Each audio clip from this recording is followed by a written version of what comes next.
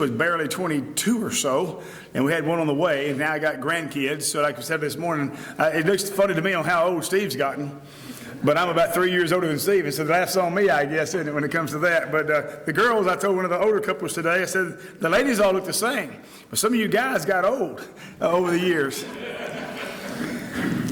Brethren, that last song we just sang, the idea of what a joy to be in heaven and to be there forever and to have the joy that goes with that. But I told you this morning, tonight we're going to talk about the devil and some of the ways that he trips us up. And God has always warned us.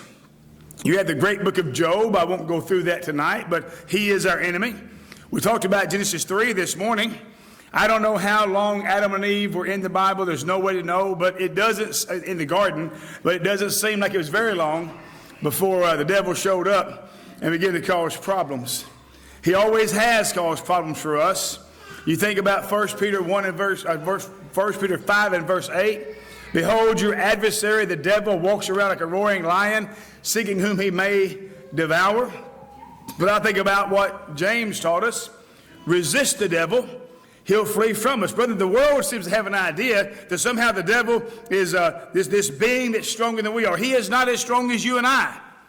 He's older. He's more experienced. He only has three. He's a three-trick pony. There's three things he comes at us with. Lust of the flesh, lust of the eyes, and the pride of life. It's been working a long time. By the way, friends, he is not omniscient. He can't read your mind. He's not God. He is not deity in any way. But he knows tendencies of men. He's been fishing in this tank that we call the world a long time. You know, even the Bible talks about the lust of youth. You know, there are certain things that really appeal to young men and young ladies very, very strongly at certain ages in life that maybe aren't quite as tough on us as we get older. But older folks, I personally think, we struggle a lot with attitudes we get older. We make fun of teenagers. Teenagers have a bad attitude. Well, have you been some of the grumpy old sourpusses in our communities? Some old folks get grumpy, don't they? And I know sometimes we kind of, this hurts and that hurts and this isn't going real good and that's not going real good. Me and Terry joke sometimes, if it ain't hurting, it ain't working. As you get older, you kind of got to get used to that. But sometimes old folks get grumpy. It's exciting around here. Y'all have a bunch of young people and some older folks.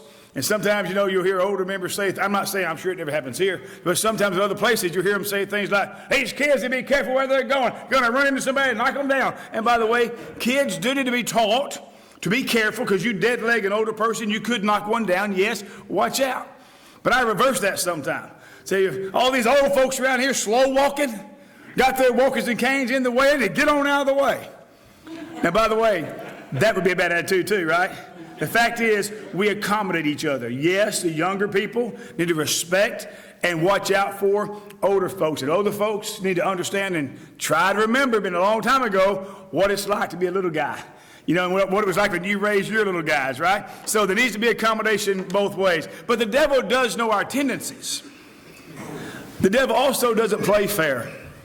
If he actually showed you what you were going to get, if you go after whatever it is he puts in front of you, we wouldn't follow him. I'll give you an example.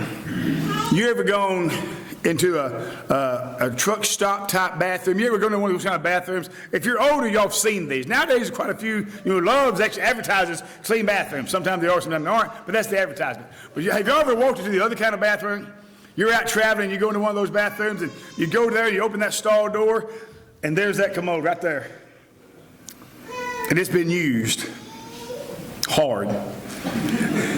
Can you imagine if you got you one of those big old yellow sponges and you dropped it off in that old nasty toilet water and you picked that thing up and you squeezed it? What's going to come out? Nasty toilet water, right? That's the devil. James 1 verse 17, every good gift and every perfect gift comes down from the Father of lights, in whom there's no changing nor variation. All the good stuff on the earth comes from God because all the good stuff is in God. But the devil tries to get you to follow him. He can't give you anything good because he has nothing good to give. When you squeeze that sponge, you get toilet water. When you squeeze the devil, you get toilet water. He can't give you happiness because he's not happy. He can't give you contentment. He has no contentment. He can't give you joy. Doesn't know what it is.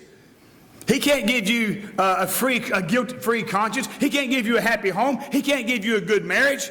He can't give you physical health if you pursue his lifestyle. He can give you nothing good. He can give you death. He can give you disease. He can give you divorce. He can give you defilement. He can give you sin. He can give you guilt. He can give you shame. And he can give you hell. That's all he's got. He has nothing worth having. Now, you know that. And I know that. But man, he's such a good fisherman. When I was a young man, I fished a lot. I don't fish much anymore, but I used to, man, I'd go get them. You know, kind of had the t-shirt, fish, fear my name kind of thing, right? I mean, you know, I fished all the time.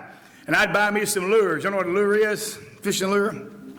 You get you a lure, and boy, you get one that has a real pretty multicolored skirt on it. And I'd get those kind that had that little rattle. There's going to be a little piece tied to it that made noise, you know, a little rattle. And some of them would have a spinner. It would vibrate when it went through the water. And you'd have another one that had a kind of a blade, a shiny blade, either gold or silver. And I had some stink pretty. Smelled bad. But you spread it on there, suppose those fish like the way it smelled. So I'd throw it out there. And boy, you know that big old bass laying out there? When that thing comes to the water, man, it sees the flashy colors. It feels the vibration. It smells the good. It hears the rattle. It sees everything but the hook. That old fish hit it. Whoo! Next thing they know, you got the fish in the bowl. Next thing they know, the fish is in the frying pan. That illustration works with us and the devil. These old married men, all they see is the pretty girl for a few hours. They don't see the busted marriage, the kids they're losing, the family they're losing, perhaps the diseases that you're picking up. You see the easy money to steal from the boss man. You don't see the jail time. You don't see the loss of your job.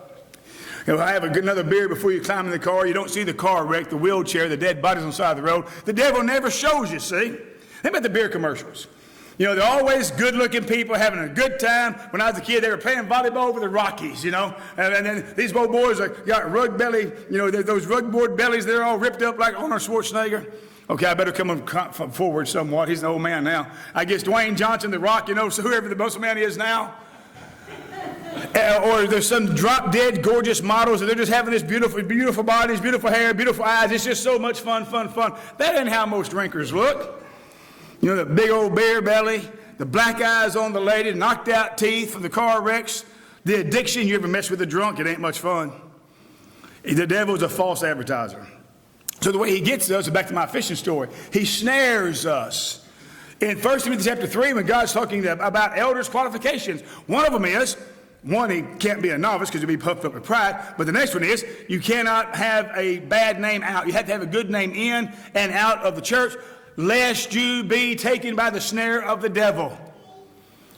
Then as elders and preachers, in 2 Timothy chapter 2, verses 24 through 26, he says you teach them with humility and with the word, instructing those who oppose themselves to recover themselves from the snare of the devil.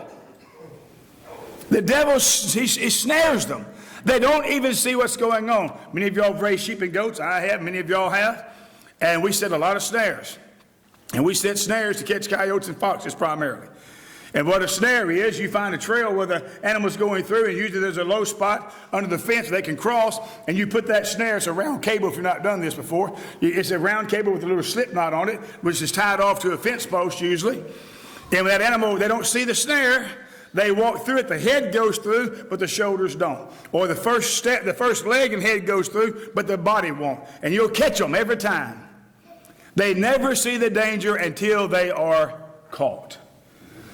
So that being said, tonight I want to look at a handful of snares or tricks that the devil uses to capture us.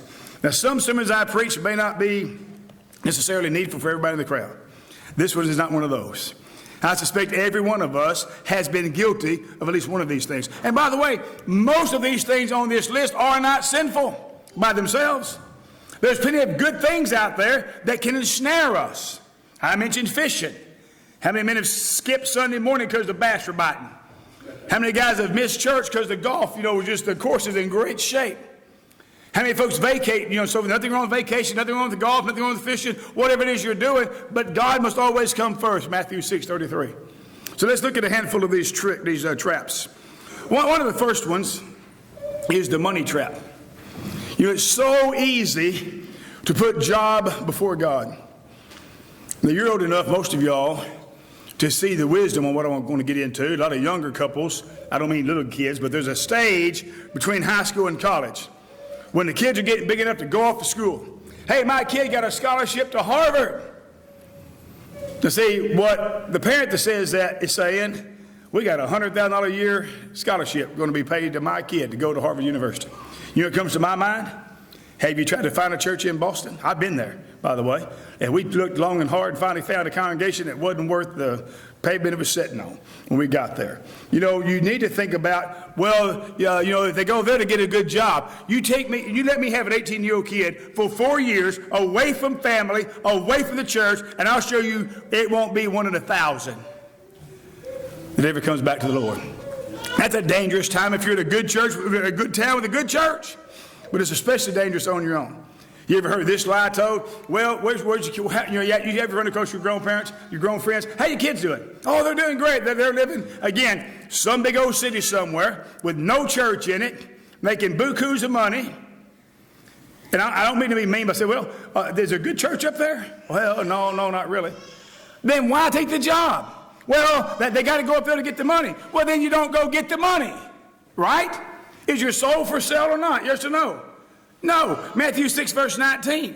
What do you think this means when Christ says, lay not up for yourselves treasures in the earth, where moth and rust, where moth and rust corrupt, where thieves break through and steal. But rather, lay yourselves up treasures in heaven, where neither moth nor rust does corrupt, and where thieves do not break through and steal. For where your treasure is, there will your heart be also.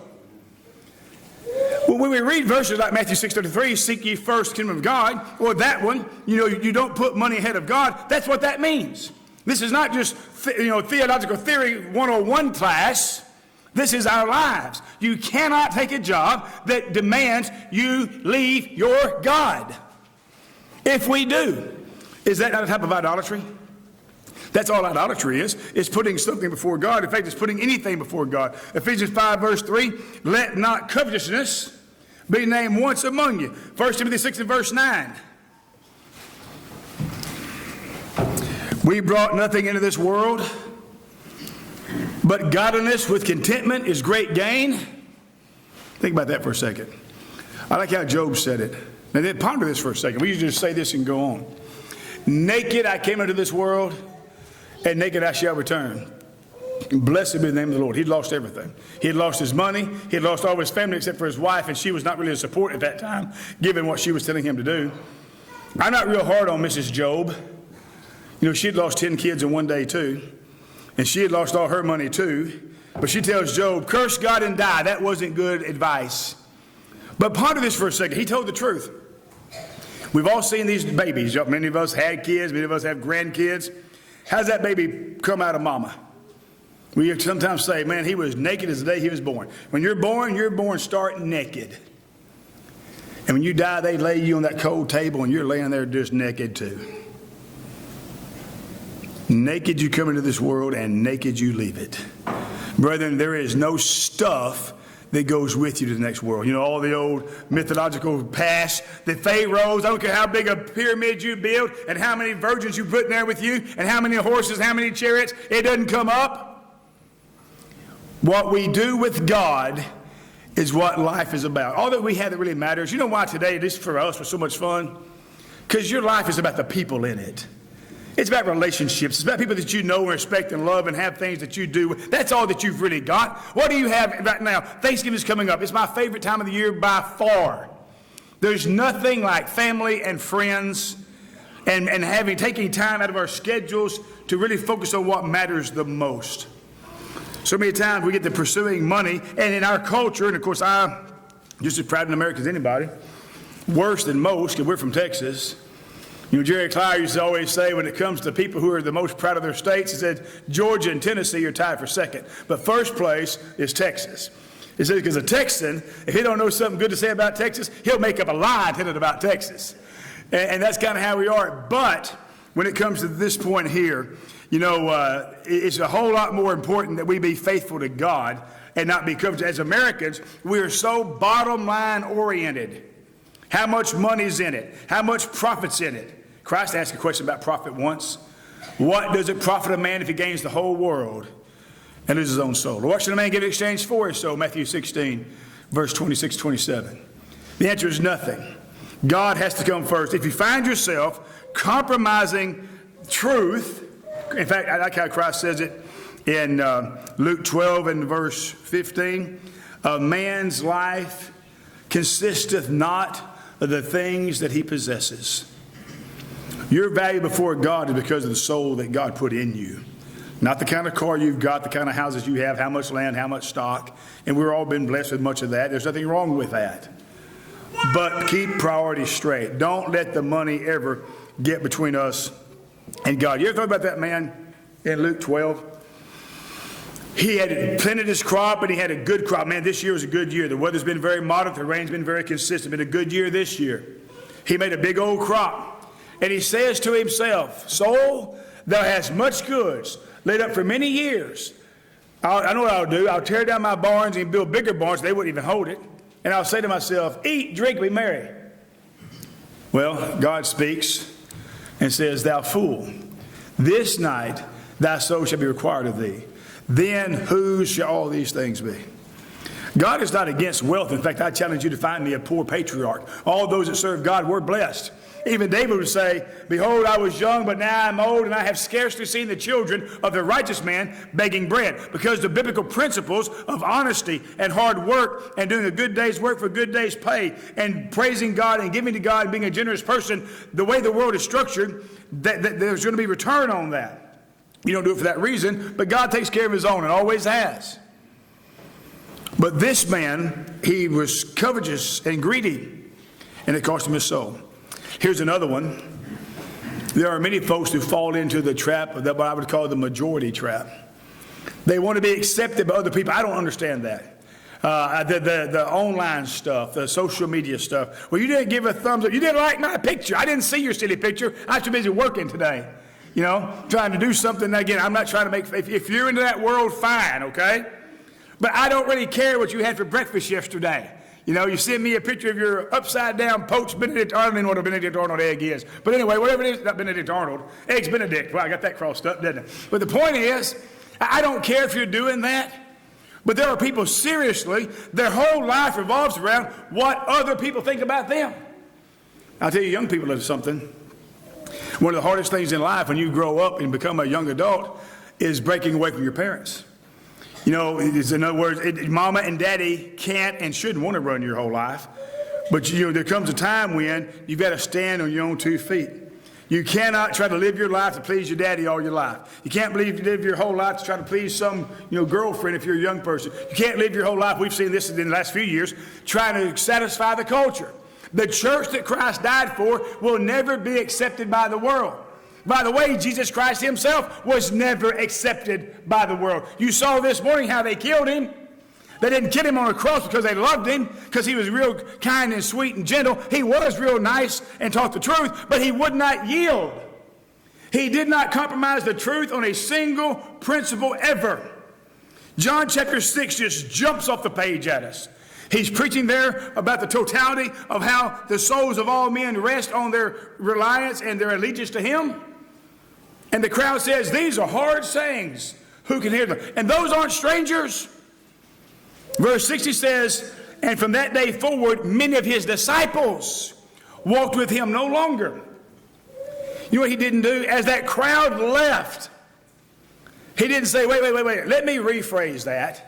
Maybe I can reset the position. Maybe I can word that some way that will make it more acceptable to you. No, he turns around and challenges his apostles. Now, y'all going to leave also? To which Peter says, Lord, to whom shall we go? Thou hast the words of life.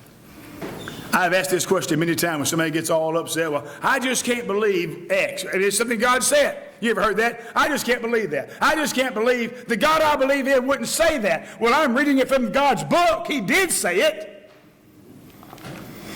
You know, John 14, verse 6, we mentioned this morning, I am the way, the truth, of life. No man goes to the Father but by me. That means not a single Hindu, not a single Muslim, not a single Oriental religion follower, not a single atheist, and by the way, not a single denominationalist. That's bastardized Christianity. Those who've corrupted Christianity into some other man-made religion. You can't go that way.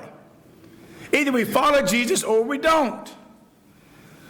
Moses would tell us back in Exodus 23 and verse 2, thou shalt not follow a multitude, what? To do evil. It is never right to do wrong. Now think that in your own mindset to yourself. It is never right to do wrong. There's no situation that comes up where God's way is wrong. I've heard this mess in the church, in the Bible classes, and you ever try this in front of me? I love you all, y'all know that, but I'll slap you down on this right here. Don't you ever make an excuse for someone in sin. So someone does something, so you read a verse and you're showing what the Bible says, X, Y, Z. Well, I don't know. I talked to a guy one time, and his situation was stop, time out. This is God we're discussing, the omniscient God. He knows everything. There's no circumstance about which he doesn't know what's going to happen. He can foresee every situation. So when you say, well, yes, I know the Bible says that, but you know what yes, but means? No.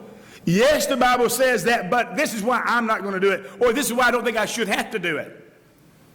Now, when people say that, and here's what kind of stuff I'll get. Now, I'm always, well, I think I'm nice. I try to be nice whenever I say, quit saying that. Because when you say, well, I knew a situation once. No, you did not. You did not know a situation where the person's lifestyle or their condition justified them ignoring God. You didn't know it.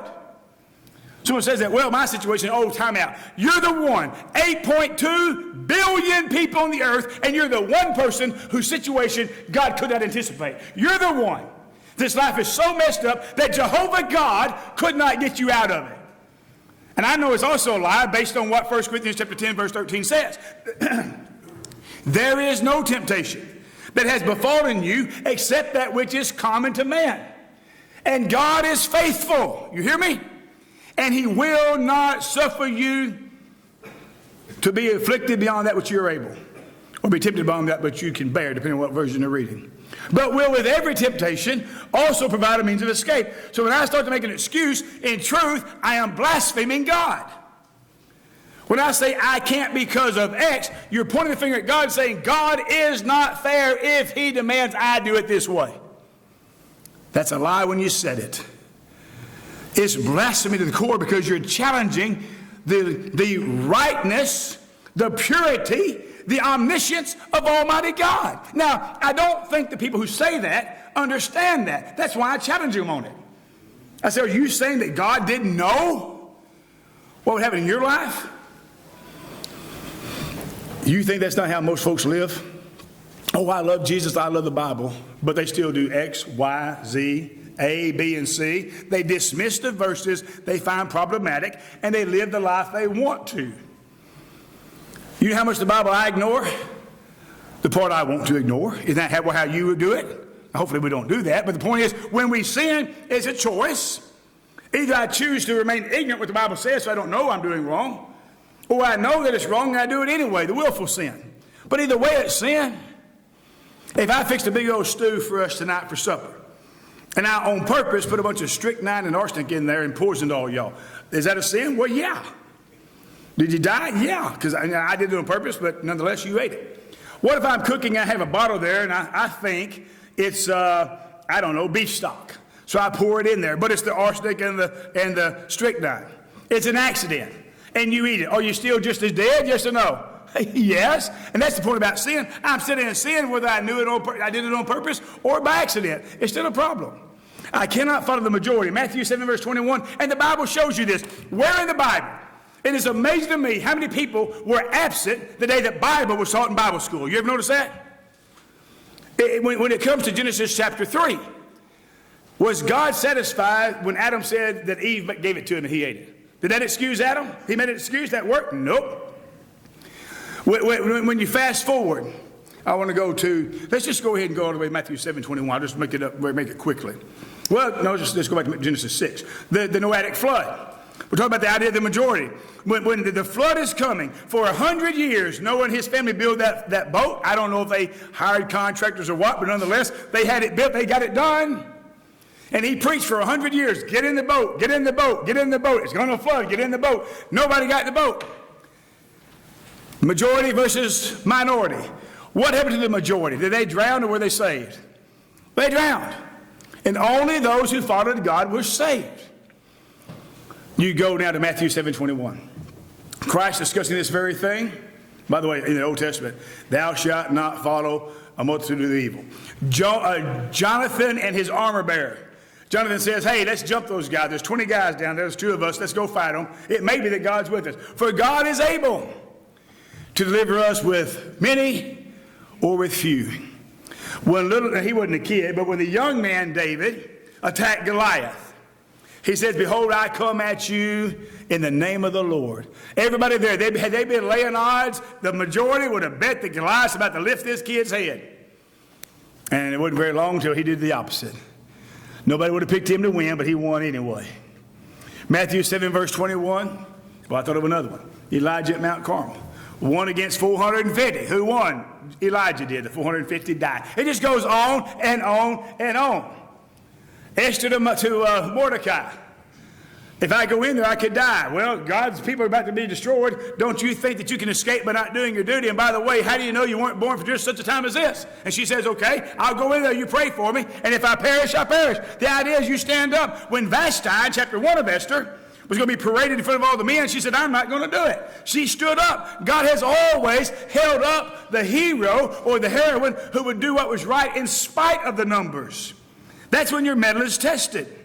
That's when you know what your faith is really worth to you. You don't know what you've got till you're put under the test. Matthew 7:21, Christ says, enter you in at the straight gate. For wide is the gate and broad is the way that goes to destruction. And many there go in thereat, but straight is the gate and narrow is the way that leads to life. And few there be that find it. Christ never told us you'll be in the majority. It's nice when you are, but we cannot be too terribly worried about following the majority. In fact, he would tell his apostles, beware when all men speak well of you, for so spake they of the false prophets which were before you. So I cannot follow that majority concept. Then I have another one. This is a big problem. I've had this one myself to deal with. Y'all probably do too. Do you ever feel like there's just not enough hours in the day? I mean, you got so much more to do than you can possibly get around to. I call this one the minute trap. The devil can get us so busy, and everything we're doing can be good. You got work schedule, you got school schedule, you got the kids' activities. We don't have kids at home right now. In some ways, that's real nice. In some ways, I miss it real bad. So when you get those little guys, you'll enjoy those moments. But we chased that old yellow bus all over the stinking state of Texas, it seemed like. And the kids played travel ball. We did all that stuff too. Loved it, but you had no time. You got church, you got work, you got, we stock showing, you got the place to take care of, you got the kids to do stuff with. And I saw an acrostic once on this. One of my friends actually told me this years ago. He said, have you ever heard B-U-S-Y, busy, being under Satan's yoke? Everything you're doing can be morally fine. But if it dilutes your ability to serve God, if it actually fractures your focus when it comes to your Bible study, teaching other people, your wife, your marriage, your relationship with her, your children, the church, we're so busy. Will you teach Bible class next quarter? Well, I'd like to, but this new job I've got, it's got me, tied up. I know sometimes you can't, but if I can't for 40 years, brothers and sisters, there's something wrong. The devil's got me around the noose. Or I got a noose around my neck. I'm beholding to the clock to the extent that I can't even serve God. Colossians 4 and verse 5, walk with wisdom, redeeming the time. I fuss sometimes about, man, I've got too much going on. Then I look in the mirror and say, well, you big dummy, it's your schedule. There's a 2-letter word you've got to learn to say to take your schedule back over. That's the word no. You've got to understand it's not my wife's fault. It's not the boss's fault. It's not the church's fault. It's not the cow's fault. It's not the fish's fault. It's my fault for overscheduling. I finally figured out if I pick up one more project that takes an hour out of a day that's already full, I've got to turn loose of something that I've been giving an hour to. That's how this works. This minute trap gets a whole lot of us distracted. The serious stuff, again, is wife and family. Years ago, Reba McEntire sang a song entitled The Greatest Man I Ever Knew or Never Knew. Remember that song? Live right down the hall. I'll give you old timers another one. Cats in the Cradle and the Silver Spoon, back a generation before that. A father doing the same thing. Be careful. The Bible tells us to redeem the time.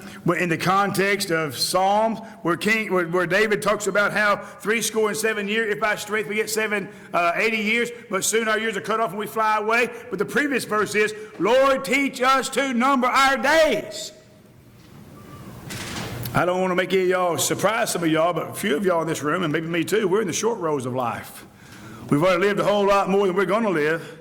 We got to make sure that we're ready and don't let this time thing get away from us. I like the way the Greeks symbolize time. I don't know if you ever saw the Father Time in Greek mythology, but he was a bald-headed guy. He had long hair in front of his face and bald on the backside of his head. And here is the imagery. When it comes to time, you can't see what comes next. And once the moment passes, you can reach and grab at it if you want to, but there's nothing to catch hold of and pull it back. The only day in your whole life that you can actually live is this one. Tomorrow is not promised. Yesterday is gone. Right now is all you've got. In fact, they tell me about 2 minutes without air, you'll pass out. But in about 5 minutes, you'll die. Meaning at any one time, all of us we're all 5 minutes from death at any one time. I don't want to be negative and kind of gloomy. That's not my personality. I'm pretty much an upbeat kind of guy, but I'm also a realist. We got to make sure we don't get caught up in this minute trap. Let me move to another one. The mouth trap. Ooh, this one gets me. The scary verses of the Bible, I'll give you a scary one. How about Matthew 22 when Christ starts talking about our mouth? Every idle word that a man shall speak, he shall thereof give an account on the day of judgment. For by thy words thou shalt be justified, and by thy words thou shalt be condemned. You want a real good little illustration on this? You go home tonight to your bathroom, and you get you a tube of toothpaste, and you just squeeze the whole thing out on the counter. And then you take your finger and you put all that toothpaste back in that tube. Once you spit those words out, you can't take them back. I'm sure we have all said things that we wish we hadn't have said. I'm sure we have said things in a way that we shouldn't have said it. I'm sure we've said things that did need to be said. Maybe at the time we wanted to kind of gouge somebody just a little bit. You need to think about that. The words that we're speaking, Paul would say, only speak those things that work to edify. If what I'm saying is not going to help you be a better Christian, be a better wife, be a better child, hypercritical words don't help much. I know a bunch of y'all's kids played sports, as did mine, and when I was a younger man, I took that stuff way too seriously. And probably rode them. I took a lot of fun out of a lot of stuff the kids were doing. If we're not careful, we can do that. Just yeah all the time. I saw a survey. I got better as I got older, but I saw a survey probably 20 years ago up in Dallas. And they were asking those kids up there what their favorite sport was. I'm thinking Texas football, basketball, track. No, it wasn't that. You know what it was? Lacrosse.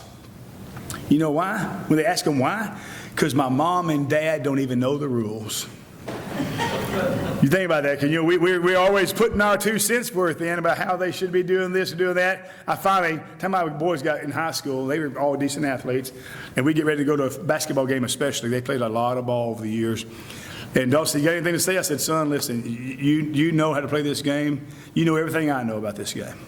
Just go do what you know. Eventually you got to get that place. You just got to let them go, because that mouth will get us in trouble. Proverbs 6 and verse 2, the fool is snared by his own words. Same thing in Proverbs 12:13. Proverbs 17:28, the fool that holds his tongue shall be counted wise. James would say, be swift to hear, slow to speak, slow to anger. My daddy was one of the most common sense guys I ever knew. He said, boy, God gave you 2 ears and 2 eyes and 1 mouth. He's trying to tell you something. Figure it out. Look and listen twice as much as you yap. He'd also say this, the good Lord to put 2 fences around that tongue of yours, one made of ivory and one made of skin and flesh. God tries to slow us down. By the way, in the context of James, I won't preach a whole sermon on this now, but in that whole context, there's about 17 verses on the tongue, the dangers of it. A little fire, that's your mouth, can kindle a big fire. A little fire starts a big fire. He also would say this, and then think about this, where there is no wood, the fire goes out. Now, we use that on gossips, and rightly so. But there could be a lot of situations, and there are a lot of situations at the church, to where a situation comes up, and you could say some more things, but depending on what's going on, it's not going to help. Let it go. Here's a thought. Now, you're old enough to know this, but I teach this to preacher students down there a lot. If you're about to pop off and say something, you're in a situation, you know how the conversation is going, You need to anticipate, if I say to Larry what I'm thinking about saying to Larry, in the mood he's in right now, is he going to hear what I say and say, oh yeah, Michael, you're right, I think that's right. Or is he going to fire back at me something else? If I know it's not going to be well received, don't say it. At least not now, maybe next week, maybe a different context. We got to control our mouths. The devil gets a hold of us in trouble with our mouths. That was actually Matthew 12, 37 and following, about the tongue, where to go, the idle tongue. And then there's this one. A whole lot of us, he gets caught with the me trap. We're self-focused. Great example, Daniel chapter 4, Nebuchadnezzar. You know, he had had the vision of the great tree being cut down, the angel saying, hew the tree down, and Daniel had interpreted that. Oh, Nebuchadnezzar, repent of your pride. Do good to the poor. Don't do violence. Maybe God will extend your kingdom. But the interpretation was he's going to take your kingdom away and give it to somebody else for 7 seasons. 1 year later, he's walking on the walls of Babylon. Beautiful Babylon. Babylon was so beautiful. It's the first great city of the ancient world. One of the 7 wonders of the world were the hanging gardens of Babylon. They built orchards and beautiful flowered, what I'm looking for here, not vineyards, although vineyards are there too, but like a greenhouse, a horticultural display on top of the buildings. It was like a jungle on top of that buildings. In fact, it was so great, after Persia, Cyrus took it, and later, whenever Alexander took it, Alexander the Great made it his palace away from Greece. The walls were so thick you could run 5 chariots side by side, abreast in chariot races. Had 120 towers, over 100 feet tall, archers could shoot from. So as he walked along those great walls that were over 100 feet tall, as he walked along those walls, he said, behold, my Babylon, which I have built with my hands to my glory. And while the words were still on his lips, the angel said, hew the tree down, cut the tree down. Be real careful about the I. Remember about the verse I mentioned earlier in Luke chapter 12? That man said, behold, I will build me bigger barns, and I will bestow my goods, and I will say to myself, soul, thou hast many goods laid up for many years. Eat, drink, and take thy ease. The old timers had sermons that floated around called the Nine-Eyed Fool. But my. Jerry Clower said, be real careful when you're tooting your own horn, because we always get the pitch a little too high. Be careful. Nothing wrong with doing a job well done, but you know what? The Bible tells us, let another commend you. We're told to give honor to whom honor's due. You do what you're supposed to do. I'll brag on you. And you have the attitude Christ told us to have in Luke 17. When you've done all these things, you say, we are unprofitable servants. We have done that which it was our duty to do. Be very, very careful about the me trap. How about this one? This will be my last one. I've got 9 more, but this is enough. You can make your own list up. There's a lot of this stuff that gets us. Again, nothing I've said here would embarrass you. Yeah, we've all been busy. Yeah, we've all done, we've done all these things. This was called the misery trap. Now, this one we'll have a little fun with. Misery. How you doing? Oh, not very good. You know folks like this? You've known them 45 years. They never have had a good day. How you doing? Oh, it's not good. Somebody asks me, how you feeling? Well, I'm okay, but I'm sure I'll get over it. You have folks like that. These folks are so gloomy and negative. They're so downhearted, they can brighten the whole room just by leaving the room. The devil does a real good job of beating us up. Do you know what a flea trainer is? You can take you a jar, like a short olive jar or a pimento jar. Take the lid off, an empty one, and you get you a flea and you throw him in there, he'll jump out. You put the flea in there, they'll jump back out. Put the flea in there, they'll put the lid on real fast. And he'll jump, boom, he'll hit his head. And he'll jump, boom, he'll hit his head. And he'll just jump, boom, boom, boom, boom, boom. But after several times, he'll jump a little lower. So he doesn't quite bump his head. He learns. You know what you can do then? You can take that lid off and he'll never jump out. The devil does that to us. He convinces us that we cannot do what God says we can do. God, through Paul in Philippians 4:13 says, I can do all things through Christ who strengthens me. He doesn't write that a day after baptizing 1,000 people. He writes that while sitting in prison. Back to the Garden of Eden. The devil literally convinces Eve that she is in misery, she's miserable, while she's in paradise. It couldn't be any better. Ladies, listen up. She had the only perfect man that ever lived as a husband. And husbands, he had the only perfect woman who ever lived as a wife. And they could walk barefooted any way they wanted to and not get any grass burrs in their feet. No stickers. No rattlesnakes. Nothing to poke you. Everything just grew, apparently. Now, he had to tend the garden, but God's watering it with a mist. Everything's just right. And in that condition, were they satisfied, yes or no? No. I've almost got myself totally trained. When you ask me how I'm doing, I will say better than I deserve. If you'll say that, I know it sounds corny, it will reset your mind every time. We're going to leave here in a minute and go home and plop down on comfortable couches. You can probably push a button, it'll raise your feet up real slow, or you can jerk that handle to raise your feet up real fast. You probably have one of those refrigerators. You can take a cup, not even open the fridge. You just push the little button, it'll give you ice and/or water. Sit down and push your remote control. I'm going to make fun of you a little bit, because I know you remember. I'm a whole lot younger than about half of y'all are. When I was a kid, you know how many channels we had on TV? We had 3. One of them was snowing. If the Cowboy game was on, I had to go outside. Hey, go out there and turn the antenna. Y'all remember that? Go outside and turn. Whoa, right there, hold on. Redo that, tighten that thing down. And you had to turn the channel, kids. That don't mean push a button. That meant one of the boys, one of the kids, had to get up and walk over there and turn the stupid knob. I don't know if it had that 20, I don't know why it had 20 numbers or whatever. It only had 3 channels. Channel, what was it, 5 and 9 and 11. That was one that was snowing out of Dallas. The point is, you know, but we're spoiled. Cell phones, that's a computer. That's a library in your pocket. That is a self-help guide to whatever you can think up.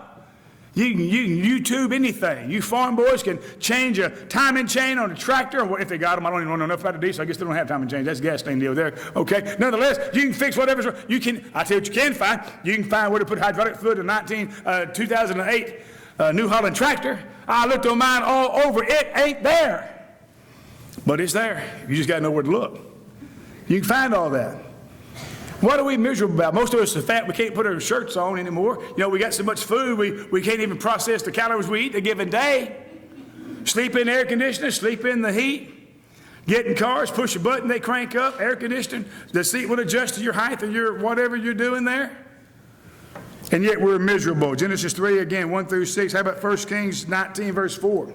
That's Elijah. Elijah's a great man. He had lived one of the, as we sit here, there's very few men that you and I would honor in our minds more than Elijah. Man, he's a John Wayne type, right? He's a man. I mean, Mount Carmel, he did that. Out there where God said, and the birds fed him by the creek. The creek dried up, went to the widow woman's house, and God gave him what he needed, the meal and the oil to take care of that family. And, you know, he took care of Ahab and Jezebel both. But, you know, it worked on him. I like this part of the lesson too. There's nothing wrong with you when it beats you down somewhat. It happens sometimes. He was down a little bit. Finally, he got so despondent. He said, God, just take me home. I'm done. I want to retire and go to heaven. God said, not yet. But I'm the only one. Nobody's listening. God said, listen to me, boy. I got 7,000 over there. Get off your knees and quit your belly aching. There's 7,000 right over there that haven't bowed the knee to Baal yet. It's never as bad as we think it is, brethren. God's in control. Don't let yourself become miserable. Here's why.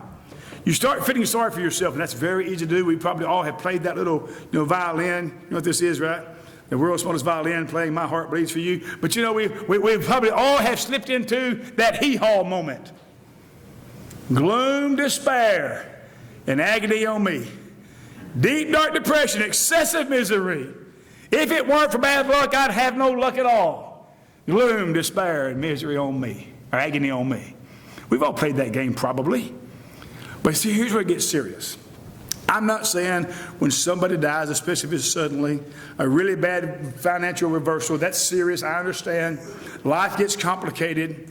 But when you start feeling sorry for yourself, it's a very short step from a temporary sadness to a crippling depression. And when you get really despondent and start feeling sorry for yourself, then you start finding resentment. I don't know why Larry doesn't have this problem. I don't know why Joe doesn't have this problem. I don't know why I have to go through this and they don't. And then I start getting a bad attitude toward my brothers. And then if you keep playing that game, it's not very long. It's not just enough that Alan and Terry, I'm mad at them. Who ultimately is in charge of all this? God. And it will become hatred toward God. And that'll damn your soul. Be very, very careful about feeling sorry for ourselves. Brethren, we could do more. I think that's a good handful of just practical thoughts of different ways the devil comes at us. And he does come at us differently because we're all different. Some of the things that will appeal to you won't bother me a bit. But some things that don't bother you a bit may bother me every year of my life. Don't give in. Draw nigh unto God. He'll draw nigh unto you. Resist the devil, and he'll flee from you. But like the Apostle Paul told us in those passages in Timothy, in fact, he would tell the Corinthian brethren, put on the whole armor of God that you may be able to stand against the wiles of the devil. For we are not the wiles of the devil, that's the tricks of the devil. For we are not ignorant of his devices. And tonight we looked at 5 or 6 of his devices that he uses. May God help you. May God help me not get snared by the devil. May God help me keep enough eyes on you and you on me. If you see me stumbling, you've all got permission to grab me by the hair of the head. Well, you can't do that anymore. Turn me around and say, hey, Michael, listen, I think seriously, you might be in trouble on this. I would appreciate that, and I hope I'll do the same for you if I see you in that situation. More than likely in this room, you all will see each other. Pay attention. Be considerate. Be mindful. Because the old devil, 1 Peter 5, verse 8, like a roaring lion, is out there seeking whom he may devour. Let's make sure he doesn't devour us. Brethren, you just follow the Lord's invitation. Do so together now. If you need us to pray for you and with you over a particular sin in your life, we'll do it as together we stand and as we sing. And you are